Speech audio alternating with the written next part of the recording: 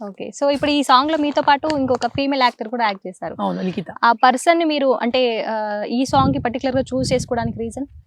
Reason వచ్చేసి అండి, నేను తను కలిసి ఒక డీలో చేసినప్పుడు ఒక 2, 3 సాంగ్స్ చేసింది తను నాతో పాటు. హ్మ్. ఆ అమ్మాయి డెడికేషన్, తర్వాత ఆ అమ్మాయి ఇన్వాల్వ్‌మెంటింగ్ ఎక్స్‌ప్రెషన్స్ చాలా బాగా నచ్చాయి నాకు. హ్మ్. అంటే ఈ పాటకి కరెక్ట్ తగ్గ తగ్గ ఫర్ ఆ అమ్మాయి అని చెప్పేసి నాకు అనిపించింది. ఓకే. సో వెంబడే నేను మా ప్రొడ్యూసర్ వల్లి ఆయనకి చెప్పాను, లిఖితనే పెడదాము అన్న. తను కూడా దానికి అగ్రీ చేసేసిండు. అవును, పర్ఫెక్ట్ రాము నిజంగా అనే అనే అన్న దా దాని ప్రకారమే మేము వెళ్ళి ప్రాక్టీస్ చేసాము. ప్రాక్టీస్ చేస్తున్నప్పుడు అంత సాటిస్ఫాక్షన్ లేదు. హ్మ్. అంటే నాకు హ్మ్. అండ్ మా ప్రొడ్యూసర్ కూడా హ్మ్. ఏమో ఏమో సర్లే సర్లే సర్లే అనుకున్నాం. హ్మ్. కట్ చేస్తే మార్నింగ్ మేము కాస్ట్యూమ్స్ వేసుకొని మెట్లు దిగేసినాం. నేను ఫస్ట్ వచ్చేసా. ఆ అమ్మాయి కాస్ట్యూమ్ వేసుకొని దిగిన తర్వాత ఇలా చూసా ఆ అమ్మాయిని నేను. హ్మ్.